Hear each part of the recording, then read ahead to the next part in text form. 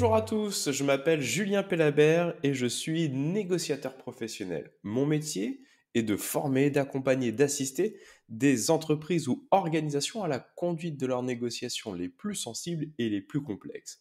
Bienvenue dans Pour Parler, le premier podcast de la négociation en France. Notre ambition est simple, vous donner des clés pour mieux négocier pour votre quotidien professionnel et personnel. Vous aimez notre podcast? N'oubliez pas de vous abonner. Toutes les 2 semaines, nous recevons un expert qui abordera une problématique et vous partagera ses astuces pour mieux négocier. Aujourd'hui, j'ai la chance d'accueillir sur le podcast Pour Parler Jean-Philippe Lafont. Bonjour Jean-Philippe. Comment Bonjour, allez-vous? je vais très bien et j'espère qu'il allait de même Eh pour bien, il en vous, est exactement de tous et même depuis que toutes. je vous ai au téléphone, en tout cas sur l'enregistrement du podcast. Je suis très content d'échanger avec vous parce qu'on va échanger sur un sujet ô combien important qui est l'impact de la voix, d'une certaine manière. Mais avant d'aller plus loin, est-ce que vous pourriez vous présenter pour les personnes qui ne vous connaissent pas encore, s'il vous plaît? Bien, je suis donc Jean-Philippe Lafont. Je viens d'avoir 71 ans déjà. Mhm. J'ai commencé une carrière lyrique, donc d'opéra, au mois de juillet 1974. Et cette carrière s'est arrêtée malencontreusement le 14 septembre 2016 sur la scène de l'Opéra Bastille, alors que je dégringolais 18 marches sur la tête et à la renverse. Voilà, ce qui m'a laissé quand même quelques petits soucis, quelques bris, je dirais, osseux. La voix n'a jamais été touchée, bien heureusement, mais il a fallu recommencer, je dirais, une nouvelle carrière, parce que il n'était plus question d'être sur les scènes, les douleurs étant quand même très, je dirais, très inconfortables. Mhm. Voilà, donc maintenant, grâce à un monsieur que tout le monde connaît, qui m'a relancé sans le savoir, et sans que je le sache non plus, donc Emmanuel Macron, que j'ai fait travailler dans la foulée de mon accident pendant 4 mois et demi, avec lequel j'ai eu un grand plaisir d'échanger. Voilà, en gros, voilà ce que j'étais et surtout ce que je suis aujourd'hui. Oui, c'est Voilà. ça. Aujourd'hui, vous vous accompagnez, vous faites du coaching vraiment sur cette partie voix et éloquence, c'est ça? Tout à fait, je fais travailler des chefs d'entreprise, des politiques, oui, journalistes également, sans oublier bien évidemment toutes les masterclass que je fais en France et à l'étranger, faisant travailler les jeunes artistes internationaux, français internationaux, dans le domaine de l'art oratoire chanté cette fois-ci. Donc le parler et le chanter étant une discipline commune, une technique tout à fait semblable, je dirais. Voilà, donc je vais d'une rive à l'autre avec grand plaisir, traversant un Rubicon qui est parfois délicat à traverser, mais on y arrive, avec enthousiasme et volonté, tout est possible, tout est possible. Fantastique. Et quand je vous écoute, parce que vous avez quand même une voix qui est très présente, alors bon, c'est lié peut-être aussi au personnage et c'est congruent avec le métier, mais j'ai une première question qui me vient en tête. Est-ce que avoir une bonne voix, c'est quelque chose qui est inné ou c'est quelque chose qui peut s'acquérir en fait? On a tous des qualités dans quelque domaine que ce soit, en naissant, en grandissant. Simplement, il faut souvent fois que quelqu'un vous signale cette qualité. Il y a des gens dans la rue qui ne savent pas qu'ils auraient pu être ingénieurs ou pilotes d'avion ou chanteurs d'opéra. Simplement, ils n'ont pas trouvé, heureusement ou malheureusement, la bonne personne pour les guider. On a des qualités intrinsèques, on a un potentiel, du moins j'ose l'espérer, potentiel pour se réaliser, pour faire en sorte de réussir sa vie. Ensuite, évidemment, il faut rencontrer la bonne personne, comme je viens de vous le dire, et avoir une énergie au travail, parce que sans le travail, bien évidemment, même fort de grande qualité, sans le travail, on n'arrive à pas grand-chose. Sans la répétition obsessionnelle, on n'arrive pas à l'excellence. Voilà. Mais, si vous voulez, il y a des qualités que certains ont supérieures à d'autres. Vocalement parlant, par exemple, j'avais des qualités supérieures à mes qualités, par exemple, de ballerine. Je n'ai pas pu intégrer l'école de l'Opéra de Paris, l'école de ballet de l'Opéra de Paris. Ça, je ne le pense pas. Voyez, nous avons tous, il faut l'espérer, quelque chose pour nous rendre intéressants dans la vie et faire en sorte que la vie soit intéressante. Ouais, c'est fort. Mais je l'entends complètement, enfin, pour le coup, que cette voix, elle se travaille dans le chant. Mais la question était plus, enfin, sur une prise de parole en tant que manager, en tant que leader, en tant que responsable d'une équipe. Est-ce que ce que je comprends de ce que vous me dites, c'est que la voix, ça se travaille. Alors paradoxalement, on pense que c'est un acquis. S'il y a bien un sujet où moi je me disais qu'il fallait pas travailler, c'était la voix. Et à vous entendre, j'entends le contraire et je trouve ça très intéressant. Envie d'apprendre à mieux négocier pour améliorer votre futur professionnel et personnel ? Rejoignez le premier et unique programme de formation à la négociation globale en France. Ce parcours réunit 12 des plus grands experts français de la négociation. Anciens chefs de la cellule de négociation du RAID, du GIGN, enseignants à Harvard, experts en psychologie et détection du mensonge, criminologues, préparateurs mental. Le parcours est certifiant, avec une certification reconnue par l'État et 100% éligible au compte personnel de formation. C'est-à-dire que c'est 0 € de reste à charge pour 99% de nos apprenants. Alors à tout de suite sur négociation-global.com. C'est un sujet comme tous les sujets, c'est un sujet comme tous les sujets, il faut, pour arriver à améliorer sans cesse nos qualités, pour les mener, encore une fois, à l'excellence que l'on n'atteint jamais, il faut bien le savoir, il faut prendre conscience de cette dynamique. La voix repose sur une colonne d'air, sur le souffle.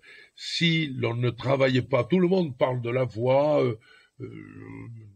ces temps-ci, la voix est en pleine actualité, mais je n'entends absolument pas les gens parler du souffle, de cette colonne d'air sans laquelle rien n'est possible. Si par exemple, sur un petit jet d'eau, quand j'étais jeune dans les fêtes foraines, il y avait un stand où il y avait un petit jet d'eau, une petite balle de ping-pong au-dessus, et il fallait, avec un pistolet à air comprimé, il fallait décaniller, je dirais, la petite balle. Voilà. Mais le jet d'eau la faisait monter, descendre.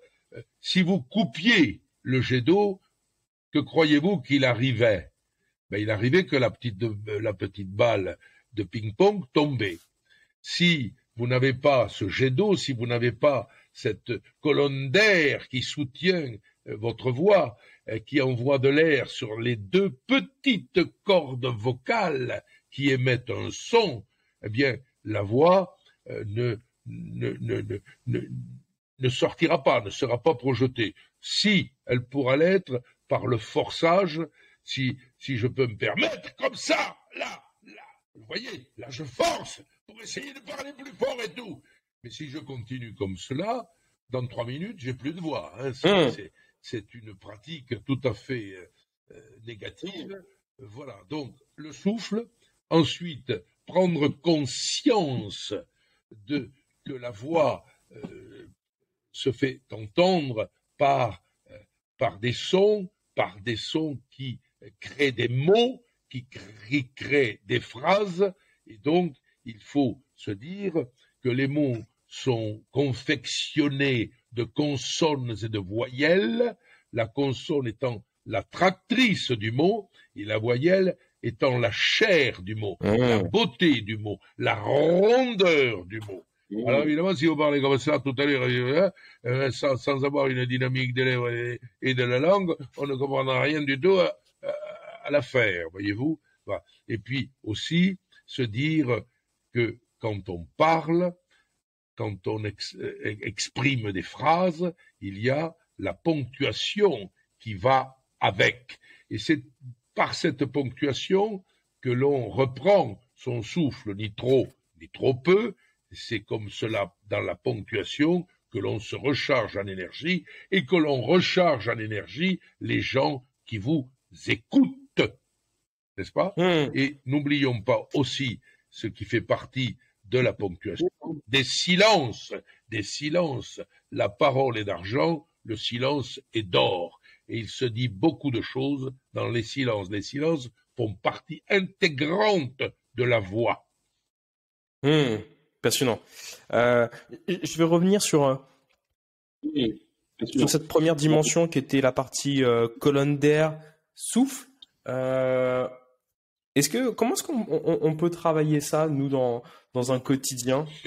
Est-ce qu'il y a des exercices spécifiques pour augmenter cette capacité de colonne d'air? Oui. Alors, déjà, avoir, autant que faire se peut, une détente physique, être relax, être relâché.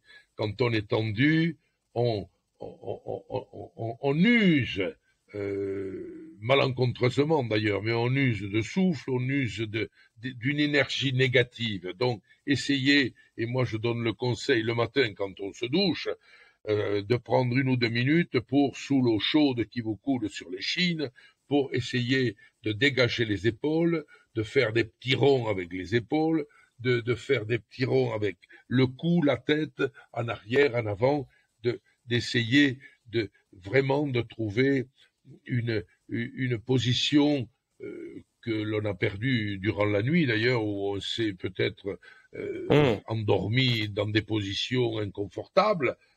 Donc déjà être détendu. Ensuite, ne pas respirer haut, parce que si vous respirez haut, vous mettez une barre au bas de la gorge, une barre de souffle qui vous empêchera par trop de vous exprimer. Donc, c'est quoi, il faut respirer haut, lentement, il faut laisser entrer l'air.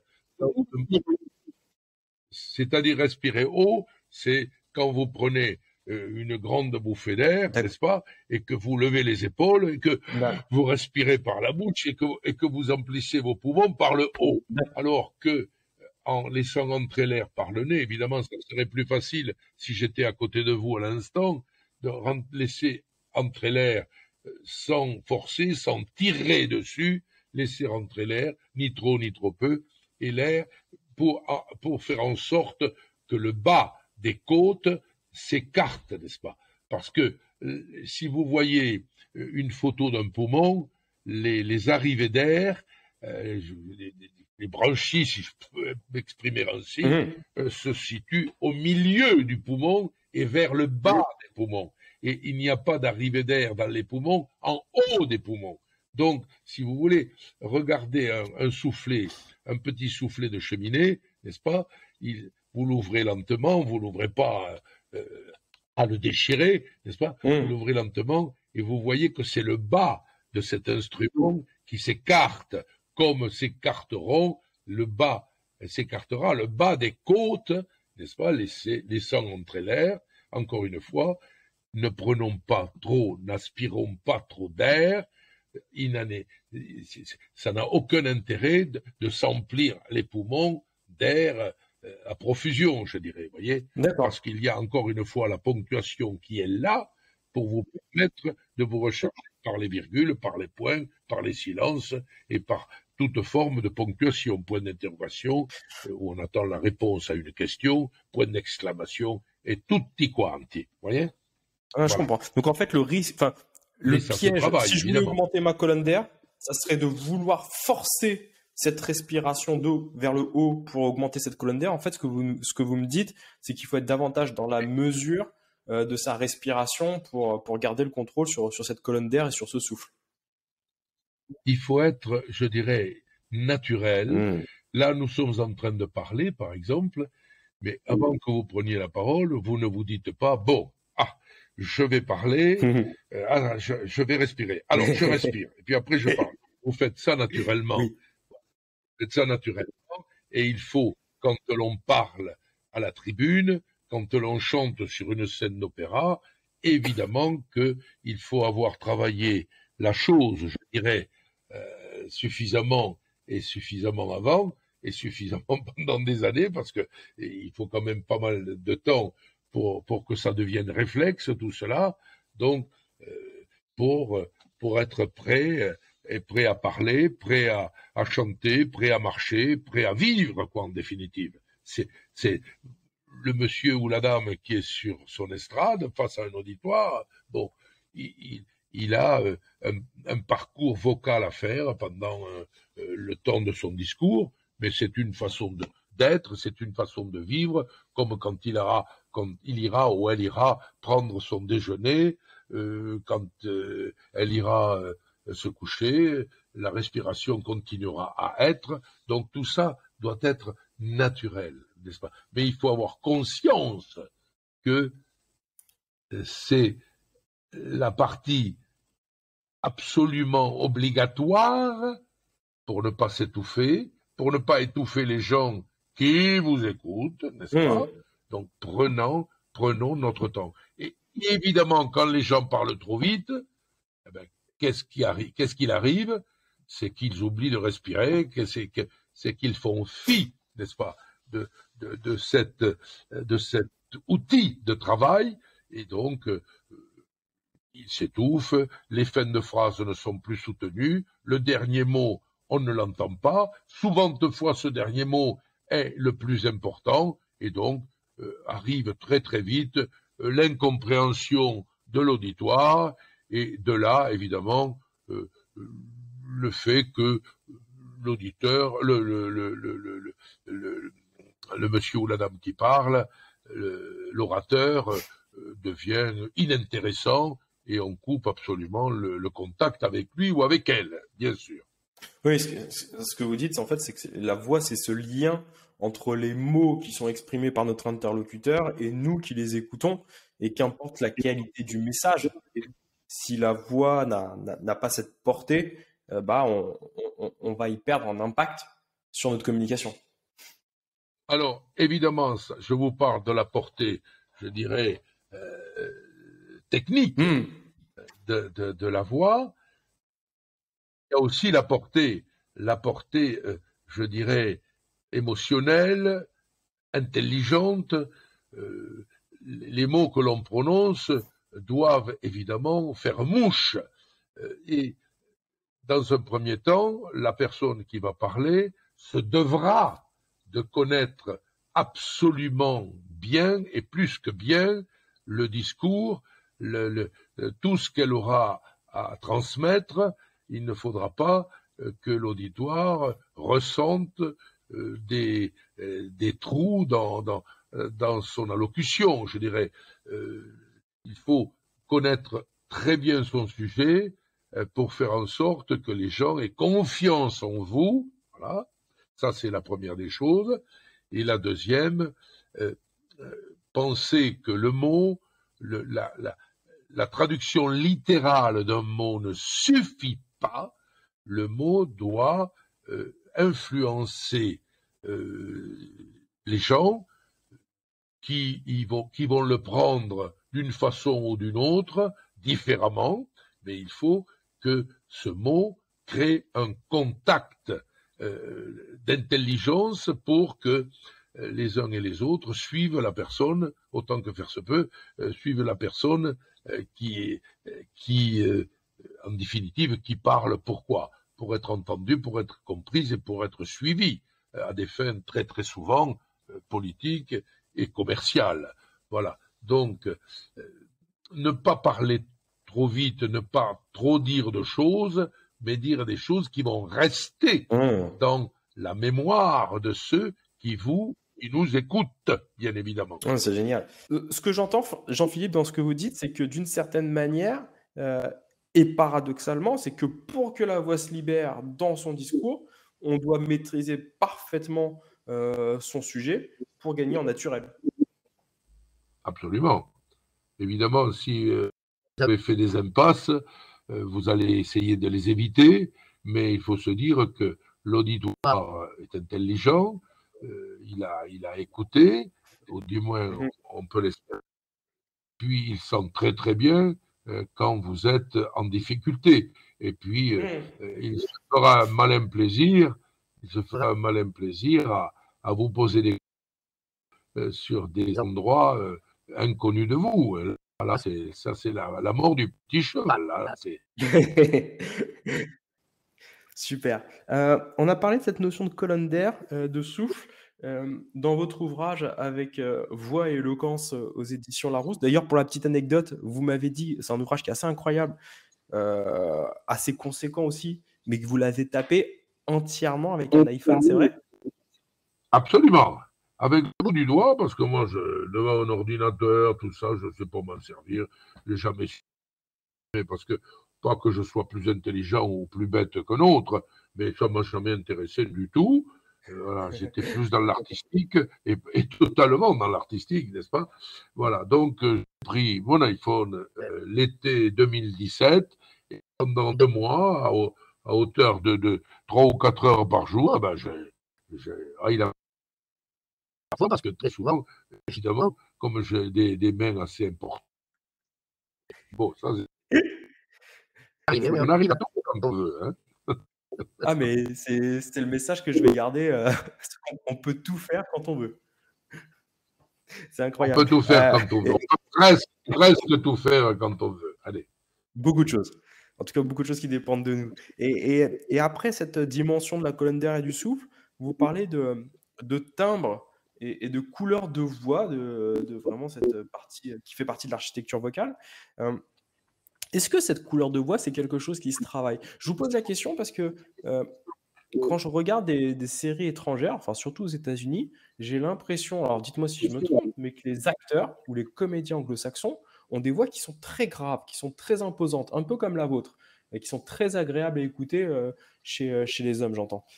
Et quand je regarde des téléfilms ou des films, séries françaises, on a des voix, j'ai l'impression, qui sont moins rocailleuses, moins graves. Alors, il y a certains comédiens, bien sûr, mais que ce qu'on peut entendre aux États-Unis. Est-ce que cette couleur de voix, est-ce que ce timbre, c'est quelque chose qui se travaille et quel intérêt aussi de le travailler? Alors, quand je vous écoute, l'intérêt pour moi, il est flagrant. C'est que vous avez une voix qui est envoûtante, qui est chaleureuse, qui, juste dans cette tonalité, peut susciter une forme de confiance, peut-être.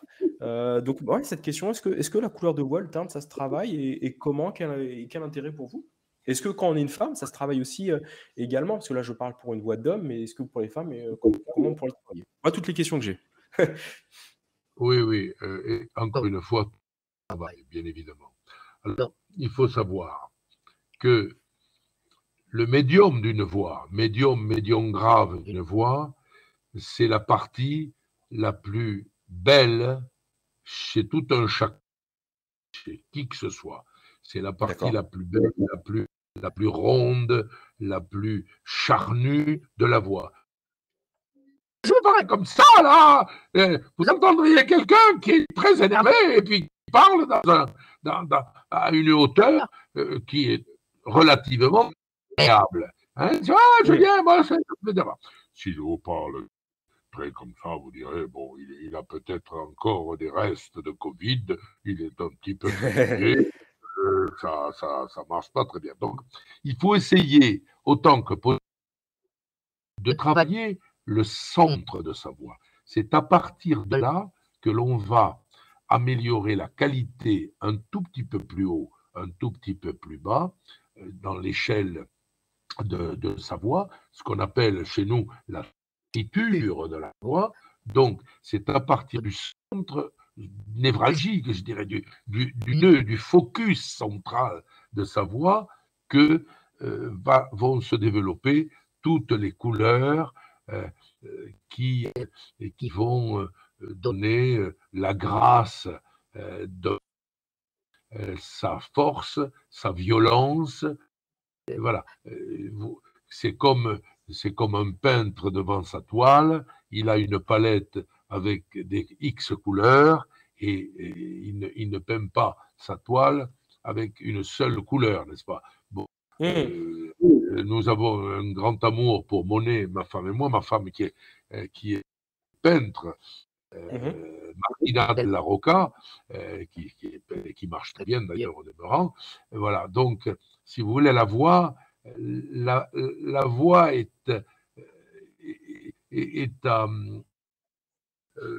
je dirais, humain et oui, et vocal, ce que la palette est au peintre, n'est-ce pas? Il faut trouver, si par exemple là, je veux être un tout petit peu plus en intimité avec vous, je vais parler moins fort, je vais parler plus lentement et peut-être nous allons évoquer des choses que nous deux seuls voulons entendre, n'est-ce pas? Voilà, je ne vais pas dire, ah, vous savez, non, pas du tout. Il va y avoir le rythme de la parole, il va y avoir des mots qui vont se faire légèrement attendre, voilà, et il y aura justement cette douceur qui va s'installer. Si par exemple, nous ne sommes plus d'accord et nous carrément, pardonnez-moi, mais nous nous appelons, je ne vais pas. Je vais être peut-être un peu plus vif, un peu plus incisif, n'est-ce pas? Un peu plus brutal, n'est-ce pas? Il y aura une autre couleur qui va s'établir. Vous comprenez, Julien? Vous comprenez ça, hein? Bon. Voilà. C'est intéressant, parce que ça veut dire que sur cette prosodie, qui est ce rythme, cette ponctuation, au-delà de cette couleur de voix, de ce timbre, votre dernière façon de parler était beaucoup plus aiguisée. On sentait qu'elle était comme si ça perforait quelque chose, alors que juste avant, vous étiez tout en rondeur, avec de la volupté au niveau de la voix. Et juste ça m'a permis de comprendre l'émotion que vous étiez en train de jouer. C'est-à-dire que la voix, c'est un vrai messager sur cette partie émotionnelle. Absolument, vous comprenez tout. Décidément, vous comprenez tout. C'est formidable de parler avec vous. J'ai de la chance. Il faut savoir que la voix, et bien d'autres vecteurs, évidemment, la voix, c'est le reflet de votre sens. C'est le reflet de la personne que vous êtes. Voilà. Moi, je ne me trompe pas beaucoup au téléphone quand quelqu'un m'appelle. Mais oui, ça va très bien. Tu vas bien? Oui, ça va très bien, ça va très bien. Et non, ça va pas très bien. Parce que quand ça va très bien, la personne vous dit, oui, ça va très bien. Et même quand ça va très bien, on entend que ça va très bien, on ne pose pas la question de savoir si ça va bien ou pas. Voilà. Donc, un rythme, le rythme de la parole, et, si vous voulez, est influencé par son état d'esprit, la façon que la personne aura de communiquer avec vous, d'échanger avec vous. Vous voyez? Donc tout ça, c'est merveilleux parce que c'est un kaléidoscope qui est sans fin, n'est-ce pas? Les couleurs sont sans fin, les rythmes sont sans fin, les silences. Si par exemple, je vous dis, cher ami, aujourd'hui, je suis heureux de parler avec vous parce que j'ai quelque chose de très important à vous communiquer. Oui, j'ai l'impression que c'est la dernière partie qui est mise en valeur. Et là, je suis dans l'attente. Voilà. Et voyez, elle est importante. Alors évidemment, ça suscite une forme de tension et de désir. Absolument, mais il faut que ce que je vais vous dire ait suffisamment de force et d'intérêt pour justifier du silence que je me suis permis d'imposer. Voyez, si évidemment je vous dis, je vais vous dire quelque chose de très important, je vous fais attendre 25 secondes pour vous dire, ça y est, il risque de pleuvoir. Vous allez me prendre pour un zozo et vous aurez raison, parce que, attendez, il dit n'importe quoi, ce gars-là. Également, si j'ai quelque chose de très important à vous dire, je vais vous dire important, et je vous le dis tout de go, j'aurais perdu la force de cette information importantissime que je vous transmettre. Vous voyez ce que c'est? Donc, tout cela, c'est une question de réflexion, d'amour du mot, parce que les gens, par exemple, les gens aujourd'hui parlent à toute allure, mangent les mots, contractent les mots. Il n'y a plus une personne qui dit naturellement, par exemple, l'adverbe naturellement ou machinalement. Il dira naturellement, machinalement. Machinalement n'existe pas. Il y a un gueux. Et on a perdu, malheureusement, on a perdu le plaisir de dire le mot. On a perdu le plaisir d'être dynamique, d'aller au bout du mot. Et quand on va prendre chance d'être bien entendu au niveau auditif et surtout bien compris, être bien suivi. Sinon, ça ne fonctionne pas. Oui. Ouais, cette économie d'énergie ne sert strictement à rien. En fait, vouloir aller trop vite pour ne pas mettre de l'importance sur les mots, c'est peut-être investir ou passer beaucoup plus d'énergie derrière si on veut fédérer un collectif derrière une idée. Mais absolument, absolument. Hein, on croit qu'on évite une énergie qui est absolument obligatoire. On l'évite en se disant, bon, on se fatigue moins, on va plus vite au but. Mais non, on se fatigue davantage. Quand, par exemple, je vois, je ne fais pas de politique du tout, là, mais quand je vois, par exemple, Madame Pécresse sur un plateau, et qui va, Madame Pécresse, qui est une femme remarquable au demeurant, qui est une personne très sérieuse, hein, voilà, c'est pas n'importe quoi ce qu'elle raconte. Mais quand elle va de droite à gauche avec son micro, elle va à droite, elle revient au milieu, elle repart à gauche, mais elle fait peut-être pendant le discours, elle fait 1 kilomètre à pied. Et moi, je lui dirais, chère madame, 1 kilomètre à pied, ça use les souliers, mais ça use aussi votre énergie. Vous ne respirez pas aussi convenablement que vous devez. Et puis vous fatiguez les gens qui vous regardent, parce que à droite, à gauche, moi quand je vais voir un match de tennis, je ne me mets jamais au milieu du court, je me mets en bout. Comme ça, je n'ai pas à bouger la tête de tous les côtés. Être au milieu d'un cours de tennis, c'est effrayant pour le coup. À gauche, à droite, à gauche, à droite. Voilà. Donc, il faut être le plus relax possible, décontracté possible, n'est-ce pas, pour poser les éléments de ce que nous avons à apprendre, à proposer, à offrir. Voilà. Et si je parle d'offrande, je vais travailler avec une dynamique bien agréable, le mot offrir. Je veux offrir quelque chose.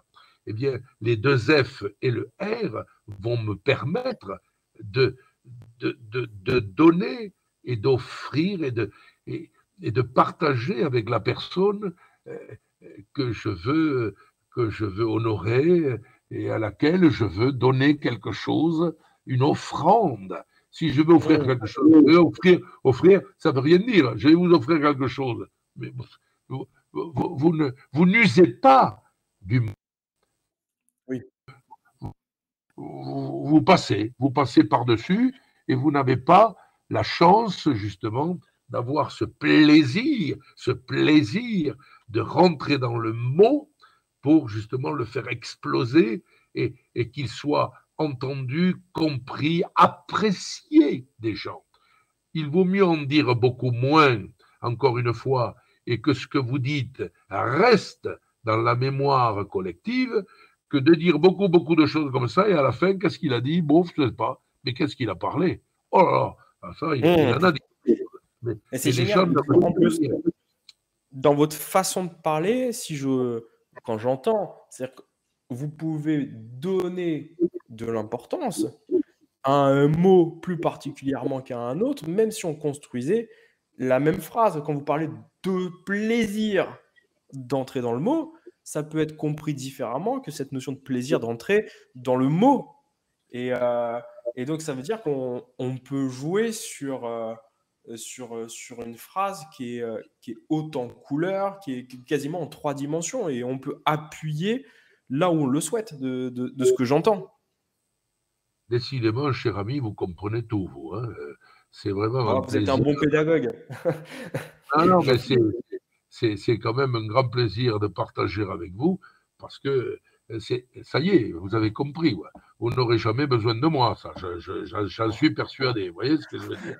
Parce que Bien au contraire.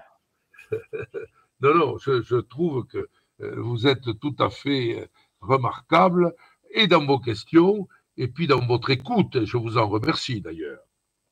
Moi, c'est gentil. Je suis touché. Voilà. Est-ce que ça veut dire que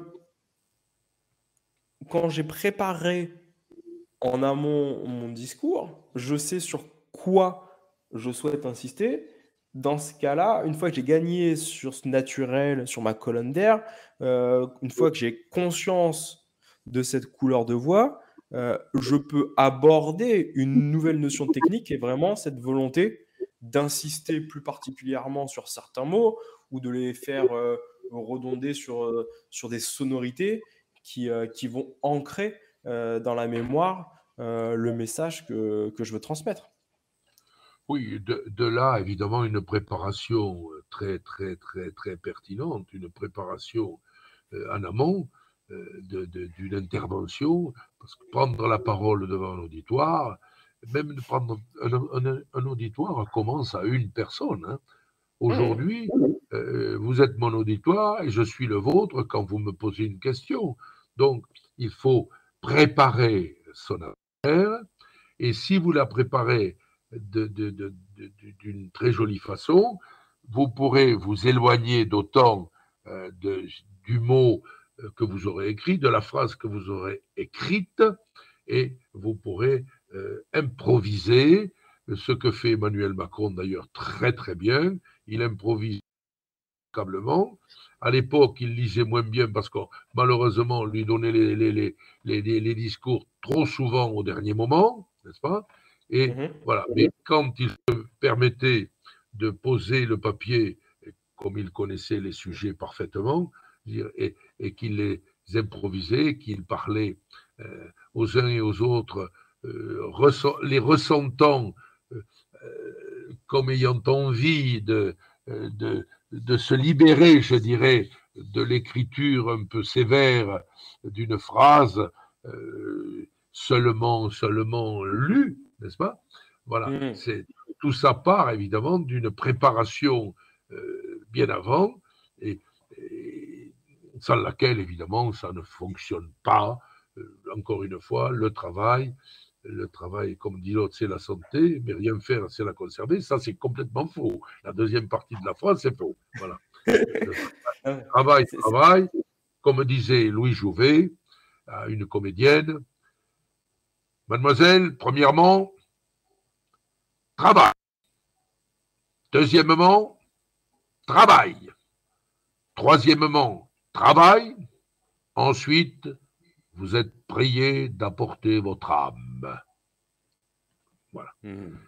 Et quand on a compris ça, quand on a compris M. Louis Jouvet, eh bien, on a quelques chances de réussir dans son entreprise vocale, qu'elle soit au théâtre, qu'elle soit à l'opéra, qu'elle soit sur une scène face à un auditoire, qu'elle soit dite, lue ou chantée par une personne qui a envie de se faire entendre à des fins positives, à des fins professionnelles, à des fins commerciales, à des fins politiques, à toutes fins utiles.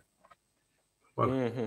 Mais c'est vraiment c'est fort ce que vous dites, Jean-Philippe, parce que c'est quelque chose qu'on retrouve quelle que soit la discipline et qui est pour nous dans notre travail aussi omniprésent. C'est que la préparation en amont permet le succès. Heu et d'une certaine manière, dans ce que j'entends, que vous transmettez très, très bien, c'est qu'on peut tous devenir une meilleure version de soi-même par rapport à la voix. On peut tout améliorer en soi, il suffit simplement de le vouloir. Alors, Mmh. évidemment, vous n'arriverez jamais, moi non plus, au niveau du théâtre, à ressembler à Monsieur Louis Jouvet. Euh, Si vous voulez courir vite, vous pouvez travailler votre corps pour cela faire, mais vous ne Mmh. courrez jamais aussi vite, et moi non plus, c'est ma spécialité, vous ne courrez jamais aussi vite que Monsieur Usain Bolt, vous ne Mmh. chanterez jamais aussi bien que Monsieur Luciano Pavarotti, mais vous irez au bout de vous-même et vous vous améliorez dans quelque domaine que ce soit. Simplement, il faut le vouloir. Il y a beaucoup de politiques qui me disent, un petit peu timidement, au bout de la France, et alors, au niveau du chant, est-ce que vous pensez que je pourrais chanter? Et je lui dis, monsieur, madame, vous parlez, évidemment que vous pouvez chanter et que vous pouvez vous améliorer dans l'art du chant. Vous marchez, vous pouvez courir, évidemment. Bon, vous pouvez tout si vous avez conscience que pour arriver à vous améliorer dans quelque discipline que ce soit, il faut d'abord une réflexion, d'abord la pensée avant l'action, mais ensuite, Mmh. évidemment, il faut mêler cette pensée à l'action. Et là, il y a, comme je disais tout à l'heure aussi, la répétition obsessionnelle de l'action qui fait que cette action deviendra réflexe, réflexe. Voilà, et ensuite, vous n'aurez plus nécessairement à penser. Quand vous êtes dans une voiture et que vous savez conduire, vous ne vous dites pas, bon, là, ça, il va falloir tourner à droite. Alors, comment on tourne le volant? On le tourne. Je connaissais une dame qui voulait passer son permis, mais qui ne l'a jamais passé parce que pour faire un créneau sur sa droite, elle tournait le volant sur la gauche. Alors, elle se Ah, c'est trouvait compliqué. perpendiculaire à la rue, vous voyez. Donc, évidemment, là, pourtant, c'était une personne très intelligente, mais elle n'avait pas cette intelligence-là, par exemple. Oui. Voilà. Donc, si vous voulez, la pensée doit être réfléchie. Si vous n'y arrivez pas trop bien, euh, et dans l'action également, ben, vous prenez, et ça c'est aussi une qualité, de prendre la personne idoine qui va vous aider à progresser dans le domaine que vous souhaitez. Voilà, c'est Mmh. tout. Cela dit, la personne qui vous conviendra peut ne pas convenir à tout le monde. Bien sûr. Ça, c'est bien entendu. Hein. Mmh. Vraiment passionnant. Une partie, qui était aussi, derrière cette partie de rythme, de ponctuation, mais vous y faites, référence plusieurs fois dans le podcast, dans votre façon d'offrir avec les 2 F et le R, les mots, c'est toute cette notion, d'articulation, de diction, d'élocution, et d'ailleurs ça rime en ion, heu, qui va donner, de l'impact aux mots. Absolument. Alors, il y a une chose que je souhaite dire et que Allez-y. les gens ne comprennent pas nécessairement. C'est il Mmh. y a une différence entre l'élocution et la diction. Ah! L'élocution, c'est la facilité, une bonne élocution, c'est la facilité à mettre en place des mots pour créer des phrases de qualité avec des mots choisis. On dit de quelqu'un, il a une bonne élocution parce que il exprime avec facilité, avec intelligence, avec grâce, ce qu'il a à dire ou ce qu'elle a à dire, cette personne. Voilà. Et ensuite, l'addiction, c'est la façon de dire, d'exprimer sur un plan plus physique, alors cette élocution venue de l'intelligence et je dois dire, d'une facilité à trouver le bon mot, la jolie phrase, l'expression qui va faire mouche. Vous pouvez avoir une très belle élocution avec une mauvaise diction. Vous pouvez dire des choses très belles, écrites ou improvisées, mais avec une voix incertaine. Et ça, c'est dommage, parce que le fond est là et la forme n'y est pas. Donc, la chose la plus facile, quelque part, à mon sens, doit être la forme, parce que ça s'apprend. Il y a des règles à respecter, n'est-ce pas? Il faut syllaber les mots. Si vous voulez vraiment qu'un mot fasse mouche, il faut légèrement le syllaber pour en souligner l'importance. Et là aussi, je voudrais dire très rapidement, et ça me fait sourire maintenant, parce que il y a 99,9% des gens aujourd'hui qui ne finissent pas les mots en E. Mettons, mettons, je dis n'importe quoi, la place que vous prenez dans voilà, le mot place. Les gens disent la place. On entend place. Alors évidemment, à 80 cm, on entend le mot place, on devine le mot place. Mais si vous êtes à 10 mètres, on entend la place. Mais la place n'existe pas. C'est la place. C'est la place. Il faut finir le mot. On ne finit pas les mots. La quantité négligeable, par exemple. On entendra la quantité négligeable. Quoi? Négligeable. Le bleu doit s'entendre. Alors, pour cela faire, moi, je prends un yo-yo, je la mets dans la main, je lâche le yo-yo qui part évidemment vers le bas, négligea, le ja, c'est la syllabe forte, négligea, mais après, pour finir le mot, le bleu, il faut bien le finir. Eh bien, il finit quand le yo-yo remonte dans votre main, négligea, bleu. Alors, les gens me disent, oui, mais on ne veut pas dire négligeable. Évidemment, il n'y a que Fernandel qui pouvait se permettre négligeable. Bon, mais moi, je ne dis pas négligeable, je dis négligeable. Et on entend le bleu, parce qu'il faut l'entendre, sinon il n'existe. Le mot n'a pas sa raison d'être, ou d'être exprimé, ou d'être dit, parce qu'il n'existe pas. Le mot négligeable n'existe pas. Voilà. Donc, ne soyons pas avares avec les mots que nous utilisons, ni avec notre voix.